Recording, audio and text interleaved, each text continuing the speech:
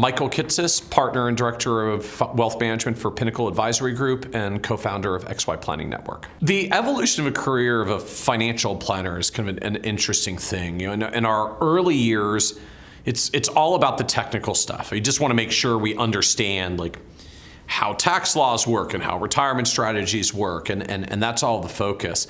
And I think what's been fascinating for me in going through my own career is that the more we go down that road, I find essentially the less it matters. And it's not that all those technical strategies aren't important, but that all of that stuff doesn't really matter if at the end of the day we can't actually follow it through and get it done.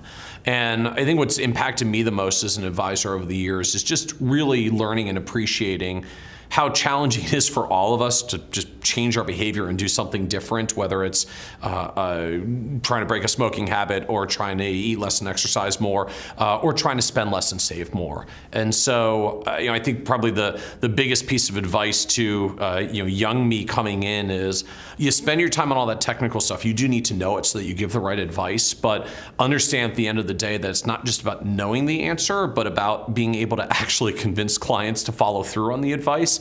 That I don't think I really appreciated early on. It took a while before I learned that lesson. I think what motivated me to become a financial planner, I hate to say it, was just the lure of the industry. If you work hard and you put in the time, you've got a great income potential.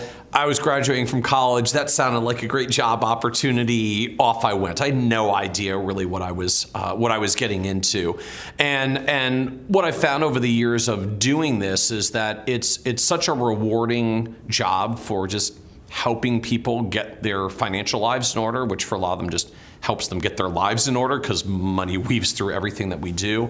That what motivates me today is entirely about the impact that we have on people that are trying to deal with their financial problems. And frankly, for me, it's gotten to the point that I'm so fascinated by the impact of what we can do with financial planning that I don't just do it in my firm, but I publish a blog and speak a lot for the whole profession, because to me, the only thing that's better than helping a lot of clients is helping a lot of advisors who help even more clients in the aggregate.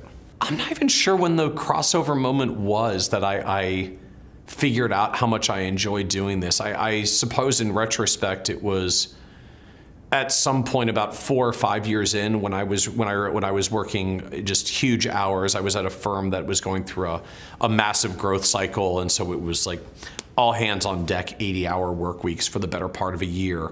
And I kind of realized at the end of it that, yeah, it was very tiring and I was working really hard, but I was really enjoying it and I thought it was really neat work. And I spent the first 3 or 4 years of my career kind of bouncing around to different firms trying to find the right landing place. And so I think it was through that year, as hard as it was, that I came through the end of it and said, that was really neat. And not like, oh my God, I got to get out of this. I can't believe how many hours I just worked for the past year. That I realized I'd arrived and this was going to be my profession for the rest of my career. I think a lot of financial planning for me is just a problem solving element. Working with an ongoing stream of clients means an ongoing stream of interesting problems to solve. It was certainly the problem solving element of financial planning thing that drew me in the first place. Over time, it's maybe evolved even a little bit more because it's not just the technical problem solving, it's the how do I actually make sure that a client implements this problem solving. And as I've learned, the human dynamics problem solving in many cases is harder than just the tax law, investment theory, technical stuff. But for me, it's a problem solving journey. I think that's part of what motivates me. I've always had a background of finding my way into jobs and roles and opportunities where I get to do problem solving, and financial planning one client at a time is just one fascinating problem to solve, one after another. So I kind of two billboards that come to mind. So the billboard I would love to put up actually comes from at least an industry famous quote from a pioneer in financial planning called Dick Wagner. And Dick Wagner's quote was the 3 keys to financial success are save more, spend less, don't do anything stupid. With maybe a little asterisk, if you're having problems with number 3, call me. It's what I'm here to do as a financial advisor. I think the second billboard that I would put up, probably from my own experience, just living my own life over the years, as well as seeing how financial challenges play out, particularly with those of us that are still in our working days, is just to say, learn to be comfortable with the wealth that you have. We've worked with a lot of people over the years that have some pretty extraordinarily large dollar amounts. They are not happier than anybody else.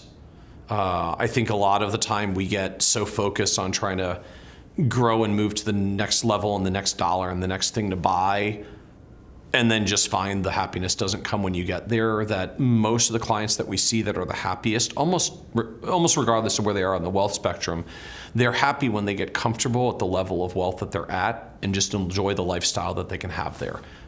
Certainly there's kind of some subsistence level that most people want to get over, but once you get past that threshold, learning to be comfortable with the wealth that you have is the thing that we see most commonly actually makes people happy.